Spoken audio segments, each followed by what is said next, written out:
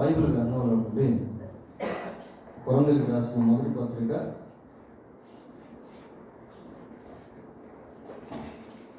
10వ అధ్యాయము 12వ వచనాన్ని చదువుకుందాం.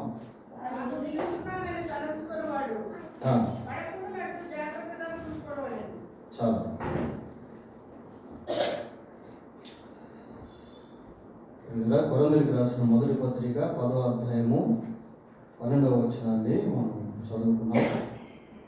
తాను నిలుచుచున్నానని తలంచుకున్నవాడు పడకుండునట్లు జాగ్రత్తగా చూచుకొనవలెను. ఈ వచనం మనందరికి కూడా బాగా తెలిసినటువంటి వచనం. ఎన్నోసార్లు ఈ వచనాన్ని మనం చదువుకున్నాం.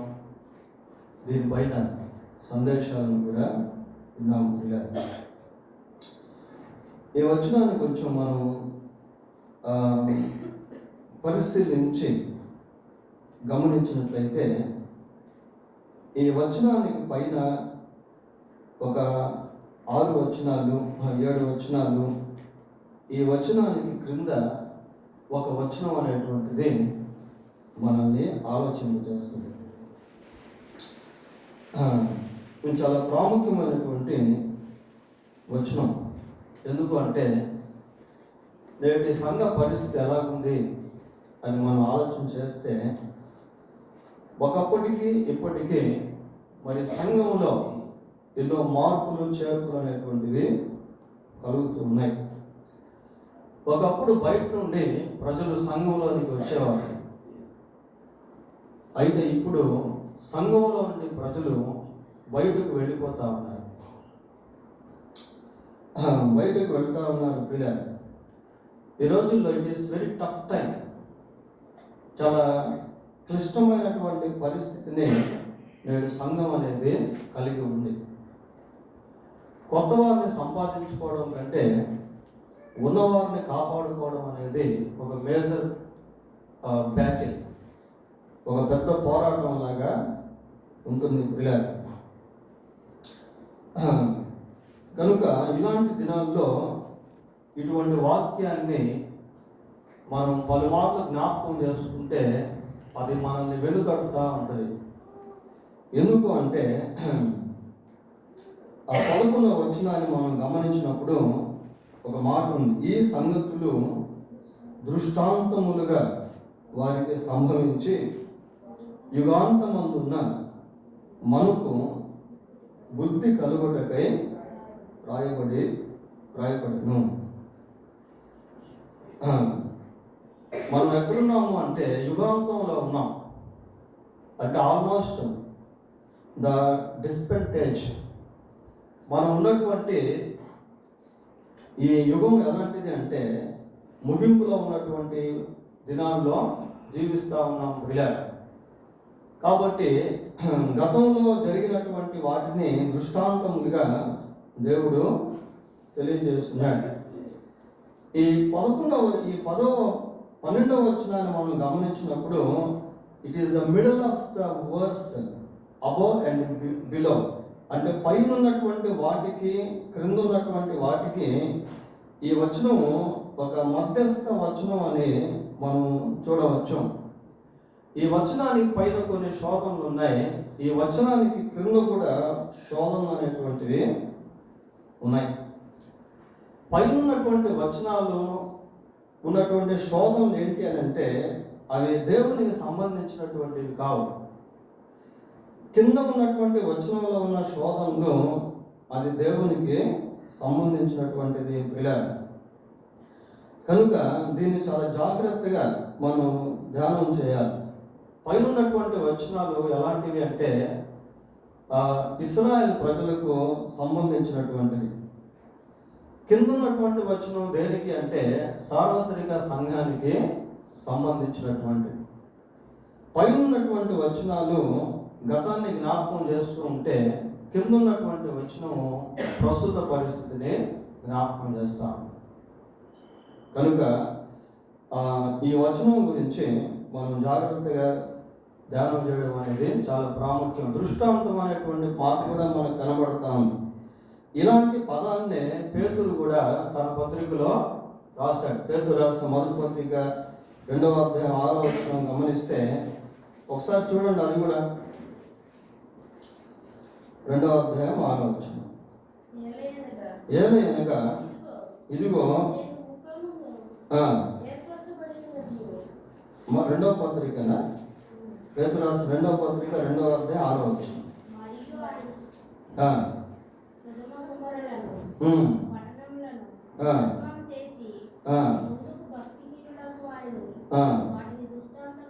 వాటిని దృష్టాంతములుగా ఉంచుటకై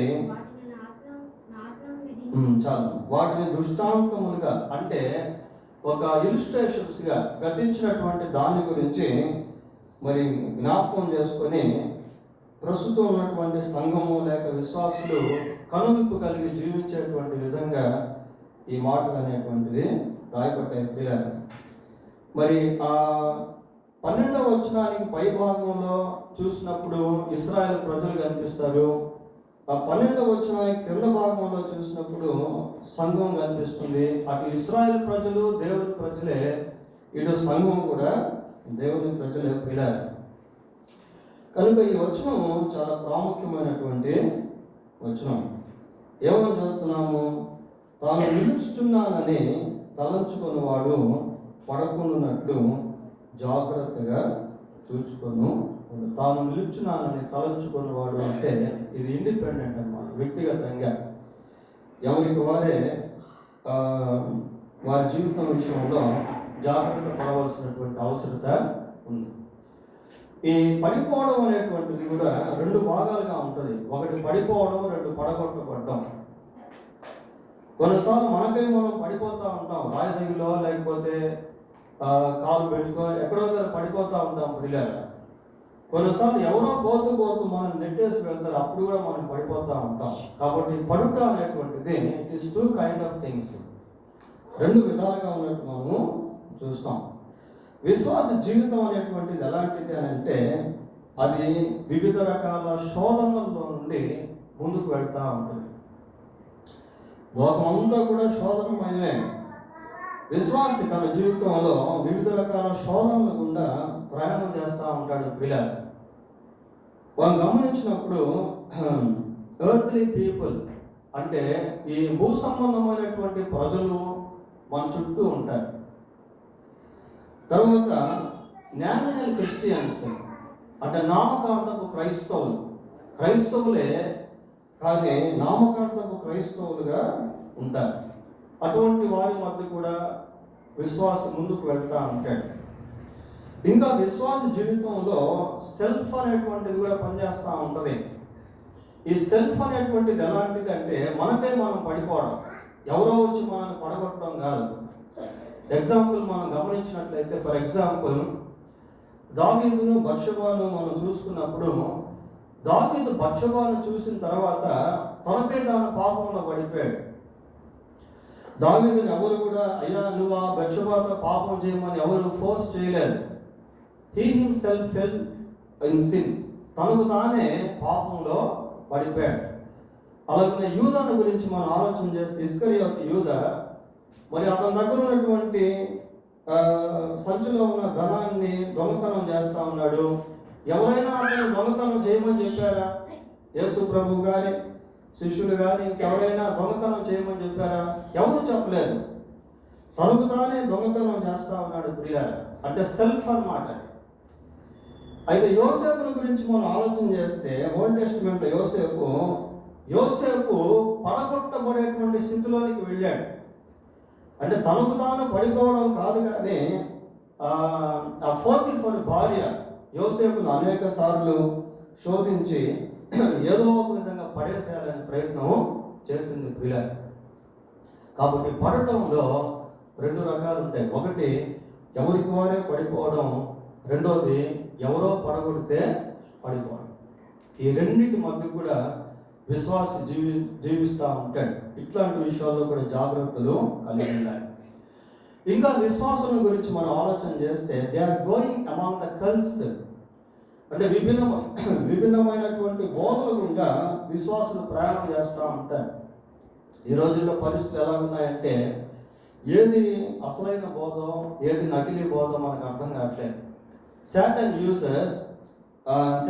creates his doctrine by using the word of God. సైతాన్ ఏం చేస్తున్నాడంటే దేవుని వాక్యాన్ని వాడుకుంటూ తన యొక్క సిద్ధాంతాన్ని మనుషుల మధ్యకు చూపిస్తున్నటువంటి దినాలు.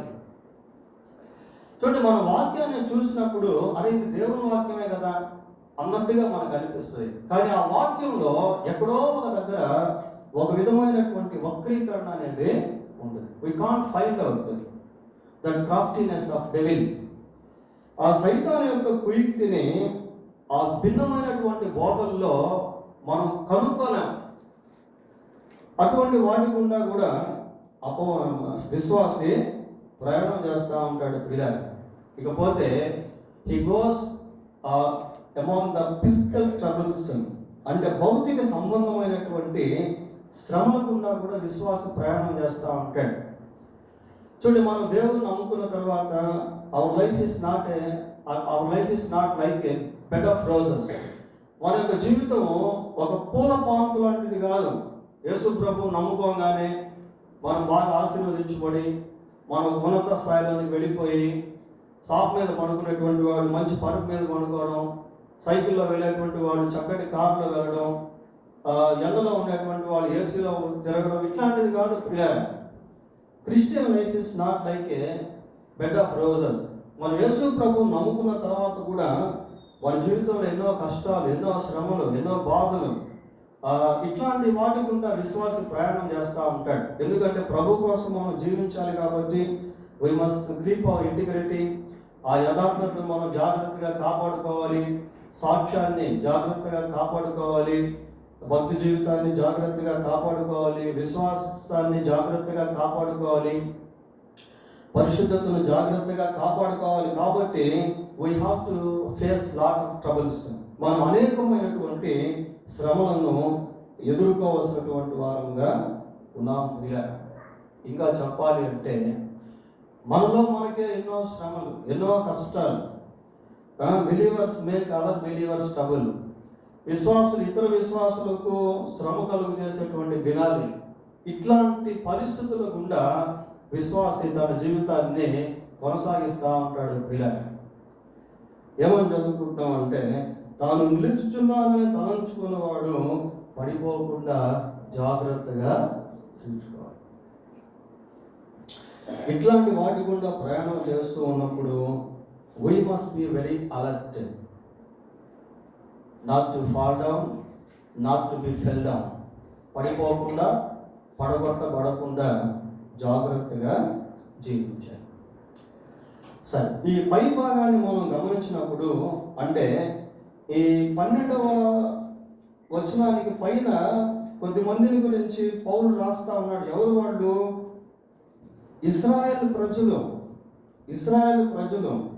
అసలు ఇశ్రాయేలు ప్రజలు ఎక్కడి నుంచి బయటకు వచ్చారు? ఐగుప్తులో నుంచి బయటకు వచ్చారు. వాళ్ళ గురించి మనం ఆలోచన చేస్తే ఒక రకంగా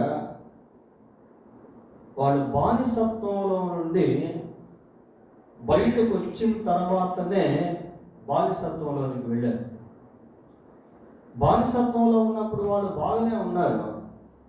ఎప్పుడైతే ఈ బానిసత్వంలో నుంచి బయటకు వచ్చారో అప్పుడు బానిసత్వంలోనికి వెళ్ళారు. అదే ఆ పై వచనాల్లో మనం చూస్తాం. ఉదాహరణకి ఒక వ్యక్తి జైల్లో ఉన్నాడు అనుకోండి.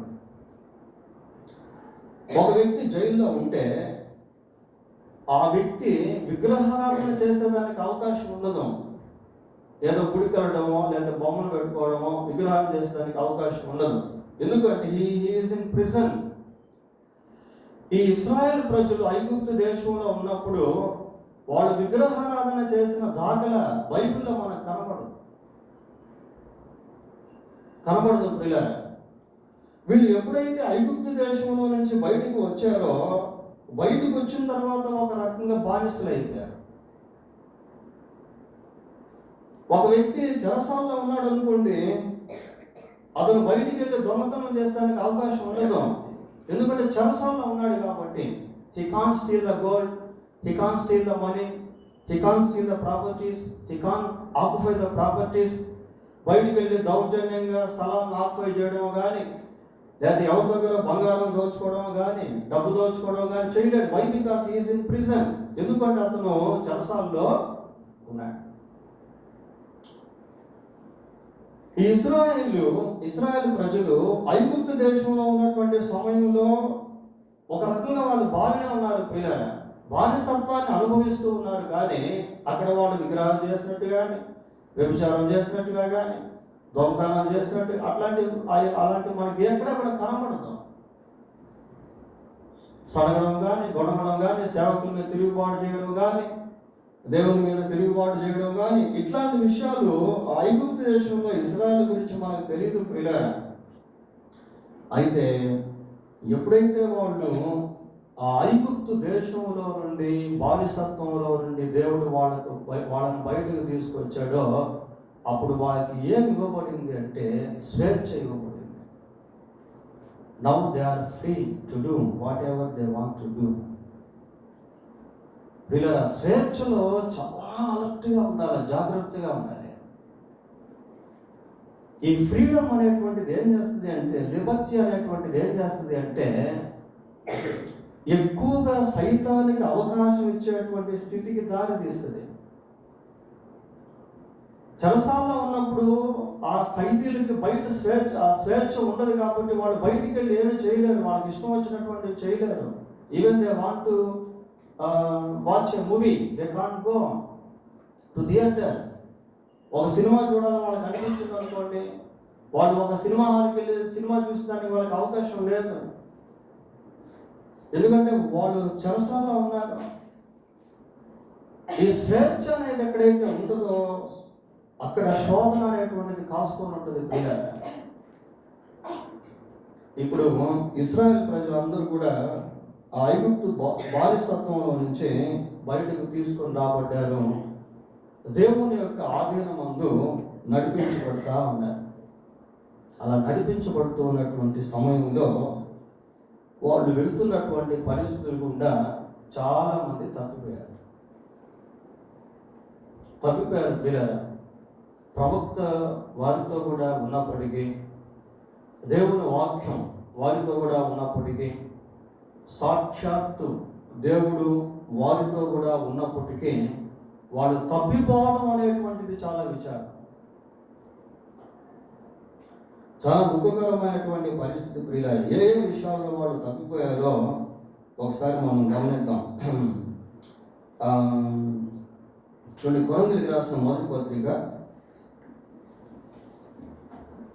10వ అధ్యాయము 7వ వచనం ఒకసారి చదవండి. 7వ వచనం. జనులు తినుటకును త్రాగుటకును కూర్చుండి ఆడుటకు లేచిరి అని వ్రాయబడినట్లు వారిలో కొందరి వలె మీరు విగ్రహారాధికులై ఉండకూడదు. వారిలో కొందరి వలె అంటే వాళ్ళలో అందరూ కాదు ప్రియులారా, కొందరే.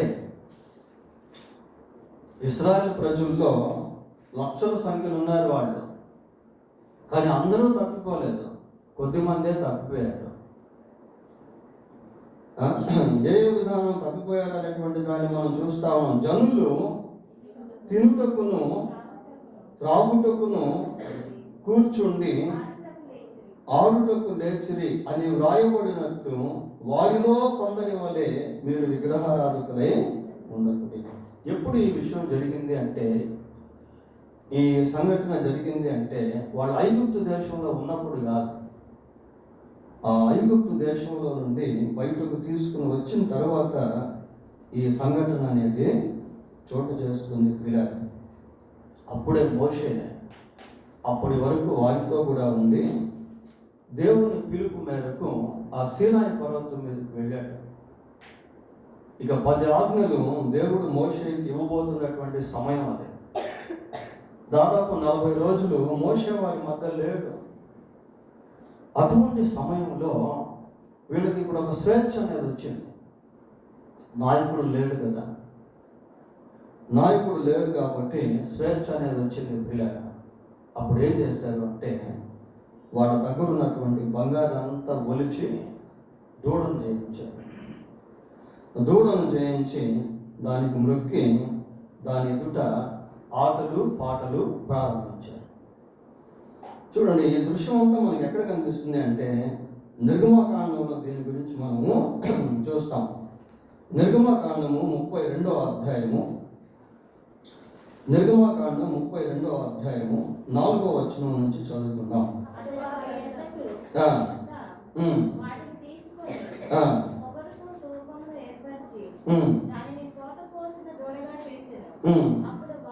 అప్పుడు వారు, ఓ ఇశ్రాయేలు, ఐగుప్తు దేశంలో నుండి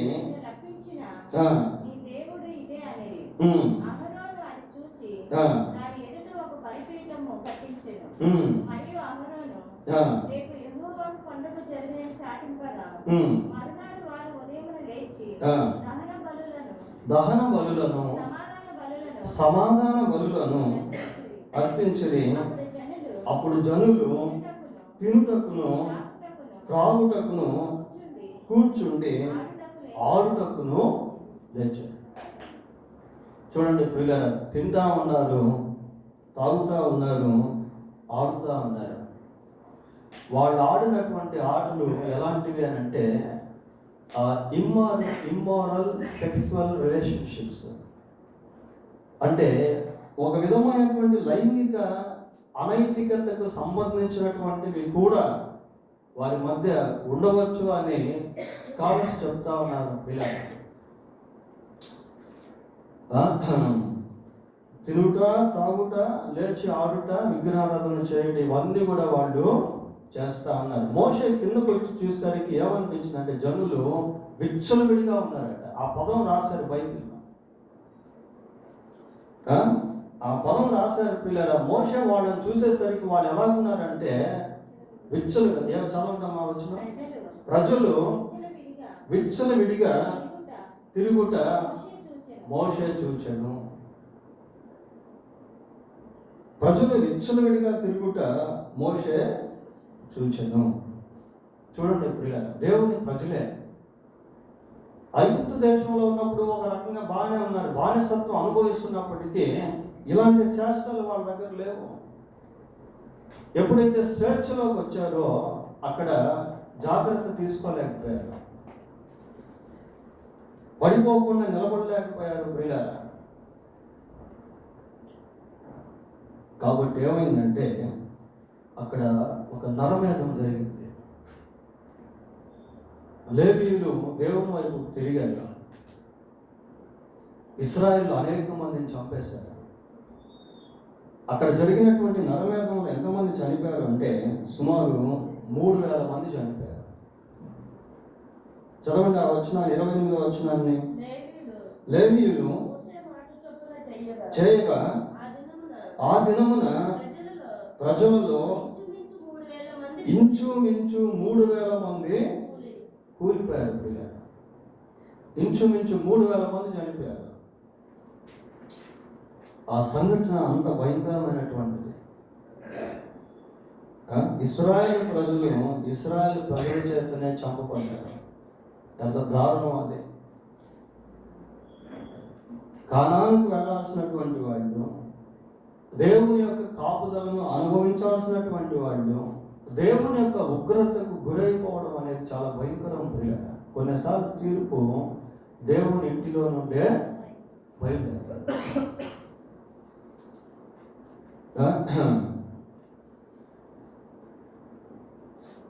తర్వాత 8వ వచనం చదువుతాం. కొరింథీయులకు రాసిన మొదటి పత్రిక 10వ అధ్యాయం 8వ వచనం. మరియు వారి వలె మనము వ్యభిచరింపక ఉందుము, వారిలో కొందరు వ్యభిచరించినందున ఒక్క దినముననే 23,000 మంది కూలిపోయారు. ఒక రోజులోనే 23,000 మంది హతులైపోయారు. ఒక రోజులోనే 23,000 మంది చనిపోయారు. తెగులు వచ్చేసింది వాళ్ళ మధ్యకి. ఇది ఎప్పుడు జరిగింది అంటే దీనికి 2 పరిశీలిద్దాం. సంఖ్యాకాండము 25వ అధ్యాయం. సంఖ్యాకాండం 25వ అధ్యాయము మొదటి 2 వచనాలు చదవండి. ఇశ్రాయేలు షిత్తీములో దిగి ఉండగా ప్రజలు మోయాబు రాండ్రతో వ్యభిచారము చేయసాగిరి. ఆ స్త్రీలు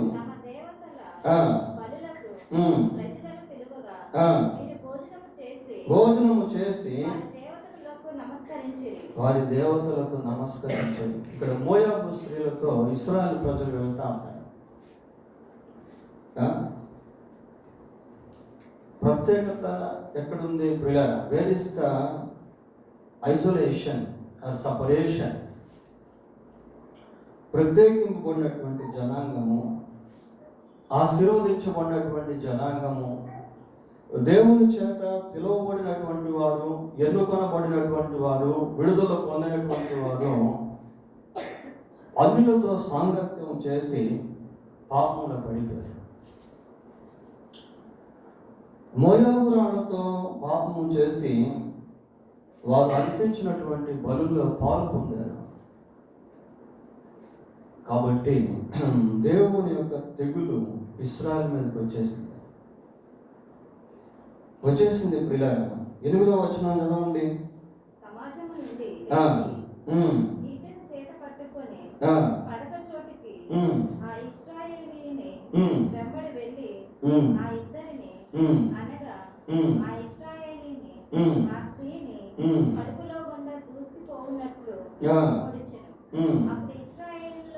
అప్పుడు ఇశ్రాయేలీలో నుండి తెగులు నిలిచిపోయెను. 24,000 మంది ఆ తెగులు చేత చనిపోయారు. ఇందాక 30,000 మంది చనిపోయారు ప్రియులారా. ఇప్పుడు ఎంతమంది చనిపోయారు? 24,000 మంది చనిపోయారు. కాబట్టి ఒక్క రోజులో 24,000 మంది చనిపోతే అది ఎంత పెద్ద శ్మశానం అనుకోవాలి. మనం ఇశ్రాయేలు యొక్క చరిత్రను గమనించినట్లయితే దాంట్లో నుండి నేర్చుకోవాల్సినటువంటివి, మార్చుకోవాల్సినటువంటివి అనేకమైనవి మనకు కనబడతాయి.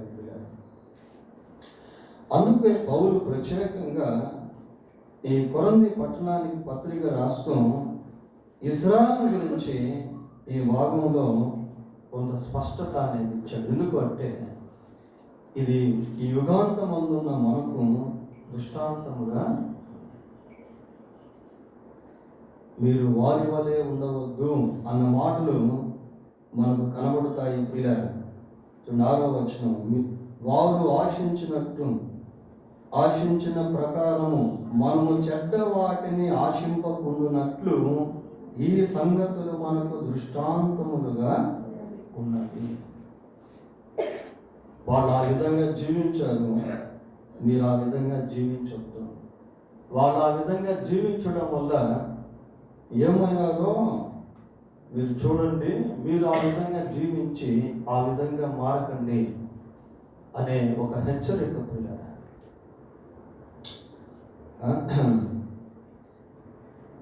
ఇంకా ఏమని చూస్తాము అంటే 9వ వచనం ఒకసారి చదవండి. శోధింపక ఉందుము, వారిలో కొందరు శోధించి సర్పము వలన నశించి. ప్రభువును శోధించి సర్పముల చేత ఎంతో మంది చనిపోయారు. అది కూడా మనకు బైబిల్లో చూస్తాం. ఇంకా అక్కడ మనం చదివితే సణిగి, అది కూడా చదవండి ఒకసారి. సణుకుడి, వారిలో కొందరు సణిగి సంహారకుని చేత నశించదు. సంహారకుని చేత, సంహారక దూత అన్సీన్ ఏంజల్, సంహారక దూత చేత కూడా ఎంతో మంది చనిపోయారు ప్రియులారా. ఇవన్నీ మనం డీటెయిల్గా చూడట్లేదు, కానీ బైబిల్లో వాటిని గురించి దేవుడు స్పష్టంగా రాయించాడు.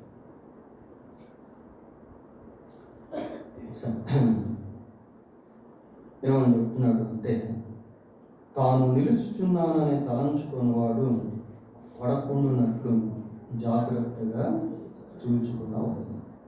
కాబట్టి పైభాగం అంతా కూడా వచ్చిన శోధనలు పాప సంబంధమైనటువంటి శోధన. అయితే కింద భాగంలో ఒక మాట రాయబడింది ప్రియులారా, 13వ వచనం, ఇది కూడా చదవండి. సాధారణంగా మనుష్యులకు కలుగు శోధన తప్ప మరేదియు మీకు సంభవింపలేదు. దేవుడు నమ్మదగిన వాడు, మీరు సహింపగలిగినంత కంటే ఎక్కువగా ఆయన మిమ్మును శోధింపబడనీయడు. అంతేకాదు సహింపగలుగుటకు ఆయన శోధనతో కూడా తప్పించుకున్న మార్గమును కలుగా చేయును. పిల్లలు ఇక్కడ ఈ 13వ వచనం కొంచెం పెద్ద వచనంలాగా ఉంది. మనుషులకు కలుగు శోధన తప్ప మరి ఏది మీకు సంభవింపలేదు. దేవుడు నమ్మదగిన వాడు, మీరు సహింపగలిగినంత కంటే ఎక్కువగా ఆయన మిమ్మును శోధింపబడనీయుడు. దేవుని ద్వారా వచ్చేటువంటి శోధన ప్రియ, దేవుని ద్వారా వచ్చేటువంటి శోధన అది కీడుకు సంబంధించింది కాదు, అది పాపానికి సంబంధించినటువంటిది కాదు. దేవుని ద్వారా నేను ఇందాక మీకు చెప్పాను, ఒక విశ్వాస జీవితం ఎంతో పోరాటంతో కూడింది. తాను ప్రయాణం చేసేటువంటి మార్గంలో పాప సంబంధమైనటువంటి మనుషులు, అలాగనే భిన్నమైనటువంటి బోధలు, ఎన్నో ప్రతికూలమైనటువంటి పరిస్థితులు, అటువంటి వాటి గుండా ప్రయాణం చేస్తాడు పిల్ల. మనం దేవుని నమ్మిన తర్వాత మన జీవితం అంతా కూడా ఎలా ఉంటుంది అంటే కట్టుబాట్లతో కట్టుబడి ఉంటుంది. మనం స్వేచ్ఛలో ఒక విధమైనటువంటి కట్టుబాటును అనుభవిస్తూ ఉంటాం. దేవుడు మనల్ని కట్టేయలేదు. ఆయన మనల్ని దేంతో కట్టాడు అంటే తన ప్రేమతో మనల్ని కట్టాడు. ప్రేమ బంధము చేత ఆకర్షించితివి అని ఉంటుంది బైబిల్. కాబట్టి మనం ఈ భౌతిక సంబంధమైనటువంటి జీవితంలో కూడా కొన్ని శోధనలు గుండా వెళ్తాం. ఇవి పాపానికి సంబంధించిన శోధనలు కాదు, కానీ మన జీవితం ఈ శోధనల ద్వారా లేక పరిశోధనల ద్వారా మెరుగుపరచబడేదానికి, బలపరచబడేదానికి, అనేక పాఠాలు నేర్చుకునేదానికి, దేవుని దగ్గర అనేక ఆశీర్వాదాలను పొందుకునేదానికి, మన జీవితాన్ని సరిచేసుకునేదానికి ఇటువంటి శోధనలు అనేటువంటివి సహజంగా వస్తూ ఉంటాయి. యాకోబు రాసిన పత్రిక 1వ అధ్యాయము, యాకోబు రాసిన పత్రిక 1వ అధ్యాయము 2వ వచనం నుంచి చదువుదాం. సహోదరులారా, మీ విశ్వాసమునకు కలుగు పరీక్ష ఓర్పును పుట్టించునని ఎరిగి మీరు నానా విధములైన శోధనల్లో పడినప్పుడు అది మహానందమని ఎంచుకోండి. విశ్వాసమునకు కలుగు పరీక్ష ఏం పుట్టిస్తుందట? ఓర్పును పుట్టిస్తుందట. మీరు నానా విధములైన శోధనల్లో ఏమంటున్నాడు? పడినప్పుడు అది మహానందమని ఎంచుకోండి.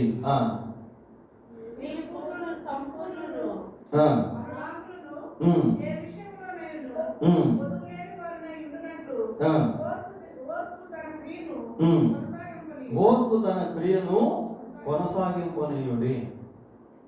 ప్రియుడు, అంతకు ముందు మనం ఒక సందేశాన్ని ధ్యానం చేశాం, మన యూట్యూబ్ ఛానల్లో ఉంటుంది. ఏంటి అంటే మార్పు తెచ్చే ఓర్పు అని. ఓర్పు తన క్రియను కొనసాగింప చేసే విధంగా ఉండాలి అని యాకోబు రాస్తా ఉన్నాడు. నానా విధములైనటువంటి శోధనలు ప్రియులారా, ఇది ఏంటి అంటే విశ్వాసమును కలిగే పరీక్ష. విశ్వాస జీవితంలో క్రీస్తు ప్రభువును అంటిపెట్టుకొని లేక కలిగి ఉండి జీవిస్తూ ఉండటం వలన కూడా కొన్నిసార్లు ఈ వీళ్ళలో నేను ఎంతో ఒంటరితనాన్ని కూడా మనం అనుభవిస్తున్నట్టుగా అనిపిస్తూ ఉంటుంది. కొన్నిసార్లు అనవసరమైనటువంటి నిందలు దేవుణ్ణి బట్టి మనం అనుభవిస్తున్నట్టుగా ఉంటుంది. ప్రియులారా, విశ్వాసమును కలిగేటువంటి పరీక్షలు, విశ్వాసంలో ఎదిగేదానికి, విశ్వాసాన్ని కాపాడుకునేదానికి నేను ఇందాక 2 విషయాలు మీకు చెప్పాను. ఏంటి అంటే, ఒకటి మనకై మనం పడిపోవడం, రెండవది ఎవరో పడగొడితే పడటం. యోబుని గురించి ఆలోచన చేసినప్పుడు యోబు సామాన్యంగా తనకై తాను పడేటువంటి వాడు కాదు. అదే సమయంలో సైతాను పడగొట్టే ప్రయత్నం చేసినప్పటికీ కూడా యోబు పడిపోయాడు. శోధనను సహించాడు, భరించాడు, బాధ అనుభవించాడు, కష్టాన్ని అనుభవించాడు, లేమిని అనుభవించాడు, దరిద్రతను అనుభవించాడు. కానీ విశ్వాసాన్ని మాత్రం జాగ్రత్తగా కాపాడుకుంటా ఉన్నాడు. ప్రియులారా, అలాగని దేవుడు యోబుని ఏమన్నా వదిలేశాడా? లేదు. God testing from other side Job. మరొక పక్క నుండి దేవుడు యోబును పరీక్షిస్తూ వచ్చాడు. కాబట్టి విశ్వాస జీవితంలో కలిగేటువంటి కష్టాలు, శ్రమలు, బాధ, వాటి వెనక బహుమానాలు అనేటువంటివి ఉన్నాయి. ప్రియులారా, పేతురు రాసిన మొదటి పత్రిక 1వ అధ్యాయము 6-7 వచనాలు కూడా చదువుతున్నాం.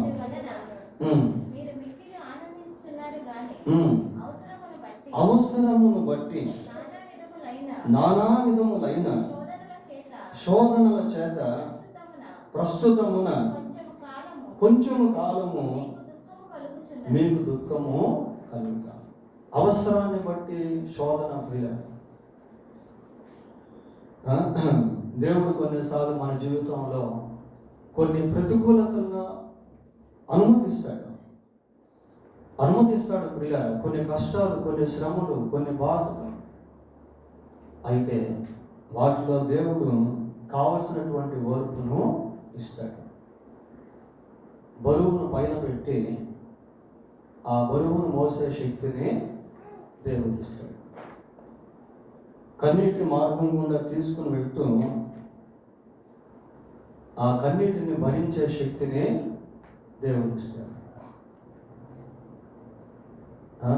విశ్వాస జీవితం ఒక ప్రత్యేకమైనది. అందరిలాంటిది కాదు.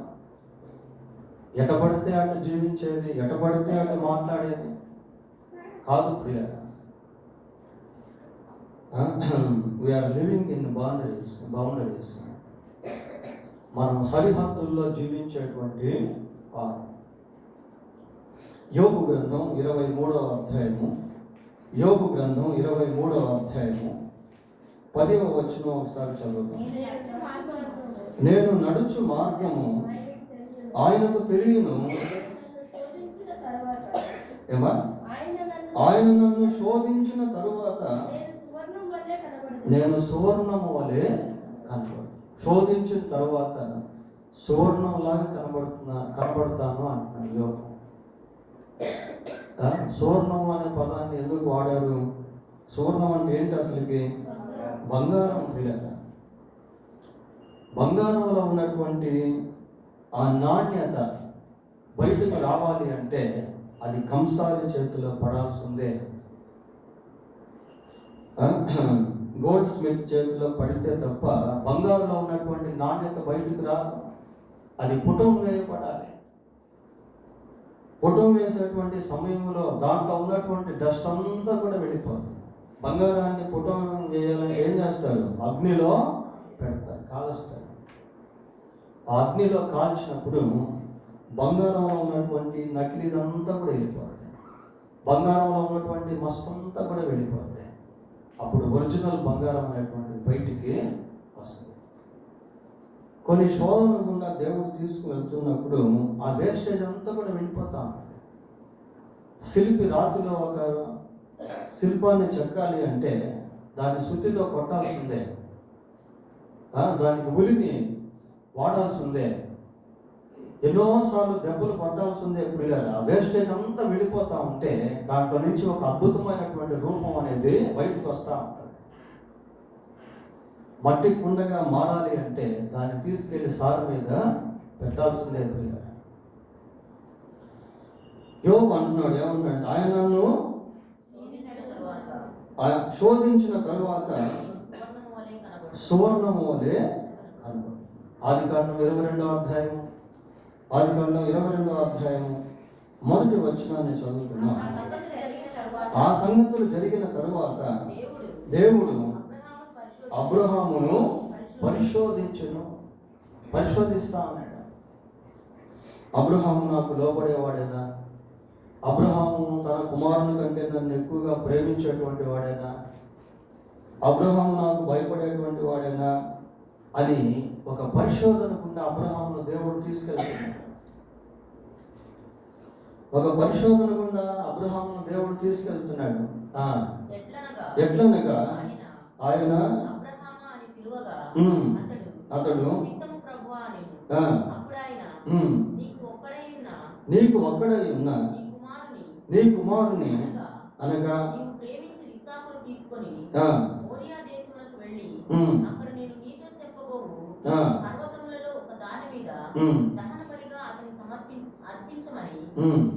చాలు. అసలు ఆ మాట విన్నప్పుడు అసలు అబ్రహాము హృదయం ఎలా ఉంటుందో ఒకసారి ఆలోచన చేయండి ప్రియ. 100 సంవత్సరాల వయసులో కుమారుని ఇచ్చాడు. ఆ కుమారుని ఎంతో ప్రేమతో పెంచుకుంటా ఉన్నారు. అందుకే నీవు ప్రేమించి ఇస్సాకు అంటున్నాడు. నీకు ఒకే ఒక్కడిగా ఉన్నటువంటి ఇస్సాకు అంటున్నాడు. హాగరు గురించి మాట్లాడట్లేదు, ఇష్మాయిల్ గురించి మాట్లాడట్లేదు ప్రియులారా. నీకు ఒక్కడై ఉన్న నీ కుమారుడు, నీవు ప్రేమించేటువంటి ఇస్సాకు దహన బలిగా అర్పించమన్నప్పుడు అబ్రహాం అసలు మామూలుగా వాళ్ళని అనుంటే దేవుణ్ణే విడిచిపెడతాం కానీ కుమారుడు మాత్రం బలి అర్పించను అనేటువంటి విధంగా ఉంటుంది ప్రియులారా. ఆ సిచ్యువేషన్ అలాంటిది. మళ్ళీ అబ్రహాంకి సారాకి కుమారులు పుట్టే అవకాశాలు కూడా కనబడటం లేని దినాలు అవి. అయితే గాడ్ టెస్ట్ అబ్రహాం, దేవుడు అబ్రహామును పరీక్షిస్తా ఉన్నాడు. దేవుడు అబ్రహామును పరీక్షిస్తున్న సంగతి అబ్రహాముకు తెలియదు, అడిగింది మాత్రమే తెలుస్తాం. అప్పుడు అబ్రహాం ఏం చేశాడు? 3వ వచనం చదవండి. తెల్లవారినప్పుడు అబ్రహాము లేచి కట్టి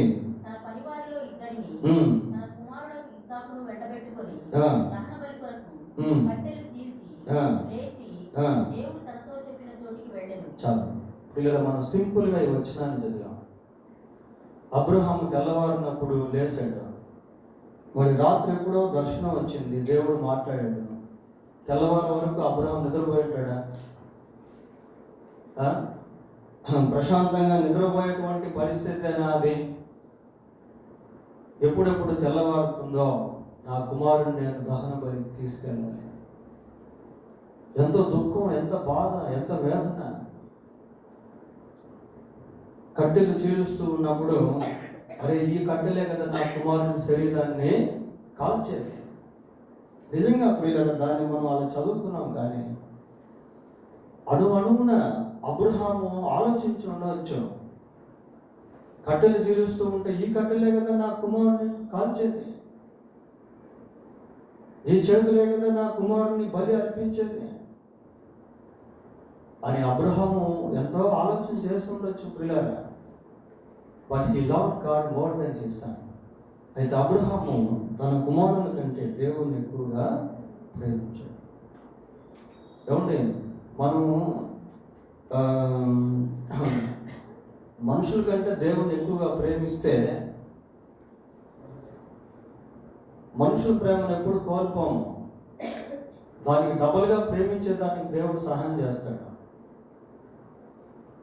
దానికి మంచి ఎగ్జాంపులే ఇది. దేవుని కోసం మనం కోల్పోయాం అనుకోండి, అది కోల్పోవడం కాదు, తిరిగి దాన్ని God will bless it with double fold blessings. దేవుడు దాన్ని రెండొంతలుగా ఆశీర్వదిస్తాడు. దేవుని కోసం మనం సమయాన్ని కోల్పోతే ఆ సమయాన్ని మళ్ళీ దేవుడు ఎక్స్టెన్షన్ చేస్తాడు. దేవుని కోసం మనం ఖర్చు పెట్టే డబ్బు, మనం ఖర్చు పెట్టే సమయం, మనం చేసేటువంటి త్యాగము, మనకి ఇవ్వబడినటువంటి తలాంతులను ఉపయోగించడం, చేస్తే పిల్లరా వాటిని దేవుడు బహుగా ఆశీర్వదిస్తాడు. తీసుకెళ్తున్నాడు, ఏ కుమారుని అయితే బలి అర్పించబోతున్నాడు ఆ కుమారుడి మీదే పెట్టాడు కట్టెలు మోపు. ఇస్సాకే మోస్తున్నాడు కట్టెలు. పిల్లరా వెళ్తూ ఉన్నారు, ఆ స్థలానికి వెళ్ళారు. వెళ్ళి ఇస్సాకుని చేతులు కట్టి పైన ఆ కట్టెలు చక్కగా పేర్చినట్టుగా ఉంటుంది. అక్కడ కట్టెలు చక్కగా పేర్చాడట పిల్లరా. అంటే ఎక్కడ కూడా he was not a disobedient, అవిధేయతలో లేడు. చక్కగా పేర్చి కుమారుని పెట్టి ఇంక కత్తి పట్టుకొని దహన బలికి సిద్ధపడేటువంటి సమయంలో దేవుడు అబ్రహాంతో మాట్లాడాడు. 11వ వచనం చదవండి. యెహోవా దూత పరలోకము నుండి అబ్రహామా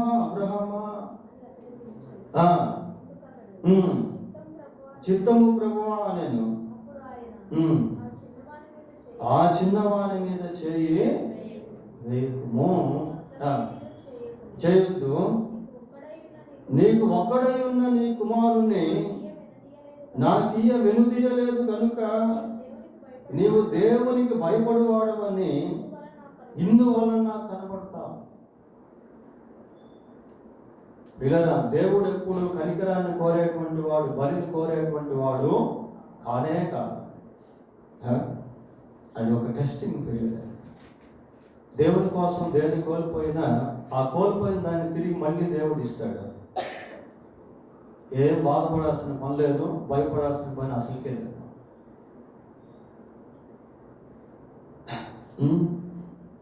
దేవుని కొరకు అనుభవించే శ్రమలు, కష్టాలు, బాధలు, వేదనలు, వాటన్నింటిలో కూడా దేవుడు తోడుగా ఉంటాడు పిల్లలు. అవి శాశ్వతంగా ఉండేటువంటివి కాదు. వాటి ద్వారా మన జీవితంలో అనేక పాఠాలు అనేటువంటివి మనం నేర్చుకుంటాం. పేతురు రాసిన మొదటి పత్రిక 5వ అధ్యాయం 10వ వచనం. పేతురు రాసిన మొదటి పత్రిక 5వ అధ్యాయం 10వ వచనం. తన నిత్య మహిమకు క్రీస్తునందు మిమ్మును పిలిచిన సర్వకృపానిధియగు దేవుడు కొంచెము కాలము మీరు శ్రమపడిన పిమ్మట తానే మిమ్మును పూర్ణులుగా చేసి స్థిరపరిచి బలపరు. కొంచెం కాలం కొంచెం కాలం మీరు శ్రమపడిన పిమ్మట, లైఫ్ అంతా శ్రమే కాదు. ఇంకా చెప్పాలి అంటే ఆ శ్రమ కూడా ఆశీర్వాదకరంగా దేవుడు మారుస్తాడు. కొంచెం కాలం శ్రమ పడిన తర్వాత ఆయన ఏం చేస్తాడంటే హీ హిమ్సెల్ఫ్, ఆయనకై ఆయనే మనల్ని ఏం చేస్తాడట, పూర్ణులుగా చేసి స్థిరపరిచి బలపరిచేస్తాడు. కనుక మరి శోధన సమయంలో అటు పాప సంబంధమైన వాటి విషయంలో అయితేనేమి, ఇటు మరి దేవుని సంబంధమైన వాటి విషయంలో అయితేనేమి పడిపోకుండా జాగ్రత్తగా తాను నిల్చున్నానని తలంచుకున్నవాడు పడిపోకుండా జాగ్రత్తగా చూచుకున్న వాళ్ళు.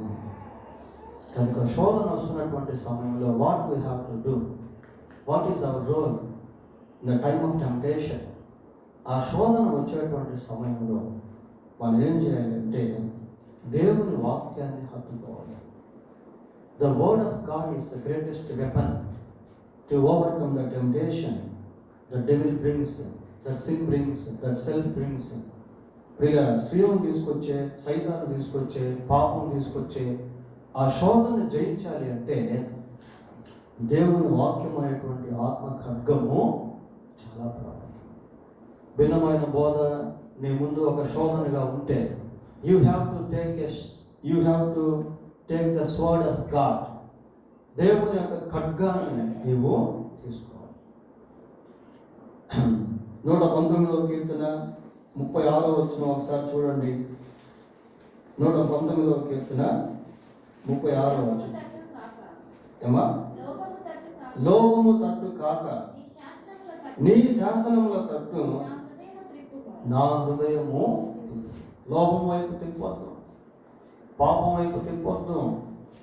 దేవుని వాక్యం వైపు కను దృష్టి పెడితే మనం వీటన్నిటిని కూడా జయించేటువంటి వారంగా ఉంటాం. దేవుడు తన వాక్యాన్ని మనకు అందించాడు. ప్రియులారా, we have to use the word that God has given us in the time of temptation. శోధింపబడేటువంటి సమయంలో దేవుడు మనకి ఇచ్చినటువంటి వాక్యాన్ని మనం ఉపయోగించేటువంటి వారంగా ఉండాలి. భక్తిహీనుల విషయంలో ఎలా జీవించాలో అనేటువంటిది కూడా దేవుడు రాయించాడు. భక్తిహీనులు అలాగ జీవించడం వలన వారి జీవితాల్లో ఎన్నో నష్టాలకు గురైపోయారు. కాబట్టి మనం ఏం చేయాలంటే, ఈ భక్తిహీన సంబంధమైనటువంటి శోధనల గుండా వెళ్తూ ఉన్నప్పుడు we have to set our focus on ungodly people. ఈ భక్తిహీనమైనటువంటి జనుల మీద దృష్టి పెట్టాలి. అరే, వీళ్ళు అలా జీవించి నాశనం అయిపోయారు, వీళ్ళు అలా జీవించి రాలిపోయారు, వీళ్ళు అలా జీవించి తెగులుకు గురైపోయారు అని ఆ దృష్టాంతాలను మనం పెట్టుకోవాలి ప్రియులారా. అంతేకాకుండా ఇటువంటి శ్రమల గుండా కష్టముల గుండా వెళ్తూ ఉన్నప్పుడు భక్తులను దృష్టిలో పెట్టుకోవాలి. భక్తులను దృష్టిలో పెట్టుకోవాలి. యాకోబు పత్రిక 5వ అధ్యాయం 10వ వచనం చదవండి. యాకోబు పత్రిక 5వ అధ్యాయం 10వ వచనం. ఇంకొక వచనం చూస్తున్నాం. నా సహోదరులారా,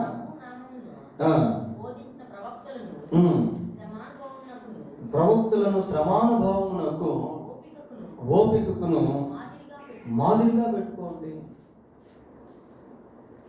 పిల్లరా, ఈ పై భాగంలో మనం ఇశ్రాయేలును చూసినప్పుడు అవి దృష్టాంతాలుగా నిలిచాయి. అలాగే భక్తుల యొక్క చరిత్రలు మన ఎదుట దేవుడు మాదిరికరమైన పత్రాలుగా పెట్టాడు. మాదిరిగా పెట్టుకోనండి. సహించిన వారిని ధన్యులు అనుకొనుచున్నాము కదా. మీరు యోబు యొక్క సహనమును గురించి వింటిరి.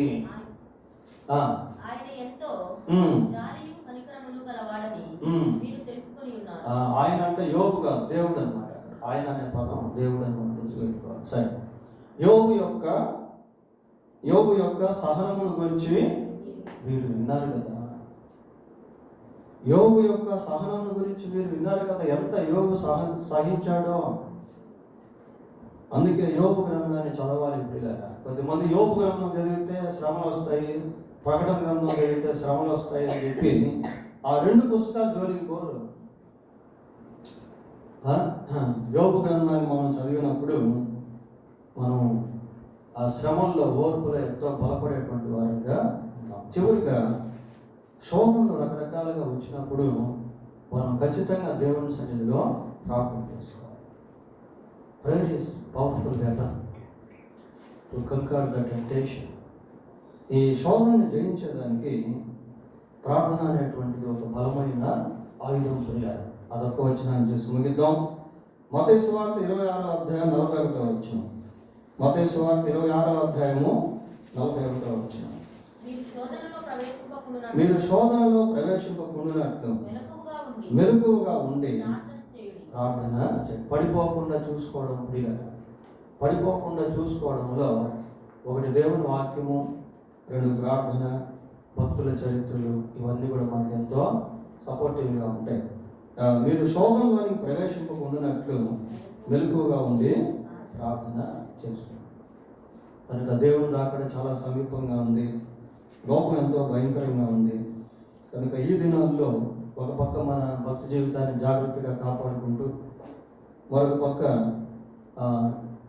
ఇతరుల కొరకు కూడా దేవుని సన్నిధిలో ప్రార్థన చేయడం, వారు కూడా దేవుని తెలుసుకునే విషయంలో ప్రయాసపడడం అనేటువంటిది చాలా ప్రాముఖ్యం.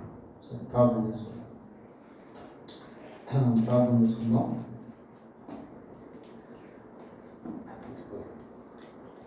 కృప కలిగిన మా తండ్రి, పరిశుద్ధుడైన మా దేవ, మీకు వందనాలు, స్తోత్రాలు చెల్లిస్తున్నాం. ఈ రాత్రి ధ్యానించిన ఈ వర్తమానాన్ని విన్న మాకందరికీ దీవెనకరంగా చేయండి. ఇందులో మీ మాటలకే ముద్ర వేసి నీరు కట్టి ఫలింపు దయచేయండి. ఆయన ఎటువైపు నుండి ఏ శోధన వస్తుందో మాకైతే తెలియదు. అది పరిస్థితిని బట్టో, వస్తువుని బట్టో, మనుషుని బట్టో, లేక మాలో నుండో, లేక అపవాది నుండో అవా. కనుక వెలుకోగలిగి ప్రార్థించేవారుగా మీ వాక్యాన్ని హత్తుకొని జీవించేవారుగా, మా ఎదుట మాదిరిగా ఉన్నటువంటి భక్తులను ప్రభా మాదిరిగా పెట్టుకునేటువంటి వారముగా మమ్మల్ని చేయండి. మీ సన్నిధి మాకందరికీ తోడుగా ఉంచమని మా ప్రభు యేసుక్రీస్తు పరిశుద్ధమైన నామంలో ప్రార్థన చేస్తున్నాము తండ్రి. ఆమేన్.